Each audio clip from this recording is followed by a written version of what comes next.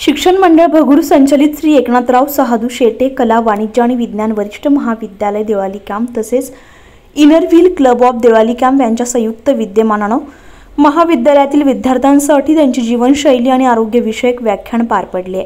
मुंबई येथील डॉक्टर सतीश नाईक यांनी विद्यार्थ्यांना उपयुक्त मार्गदर्शन केले। कार्यक्रमाचे प्रास्ताविक मराठी विभाग प्रमुख डॉक्टर मृत्युंजय कापसे यांनी केले। उपस्थित पाहुण्यांचा परिचय आणि स्वागत राज्यशास्त्र विभागाचे प्रमुख प्राध्यापक डॉक्टर राजू सानप यांनी केले। या कार्यक्रमाला इनर व्हील क्लब प्रमुख श्रीमती तोंडे, सेक्रेटरी श्रीमती भट्टाचार्य, श्रीमती मेहता उपस्थित होत्या।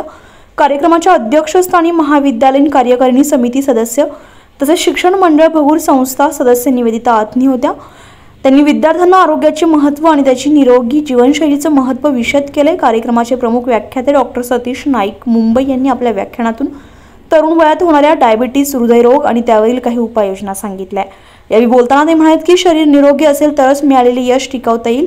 वाचनाची आवड, वेळेचे व्यवस्थापन, परिश्रम करण्याची जिद्द, चिकाटी, मोबाईल आणि टीव्ही पासून सावध राहावं, आरोग्य विषयावर त्यांनी अनमोल विचार मांडले। त्यानंतर इनर व्हील क्लबच्या सदस्य डॉक्टर भुतडा मॅडम यांनी आयुष्याचे निर्णय घेताना येणाऱ्या अडीअडचणींवर मात करण्यासाठी आईवडिलांशी सुसंवाद आवश्यक असावा या संदर्भात विद्यार्थ्यांसोबत संवाद साधलाय।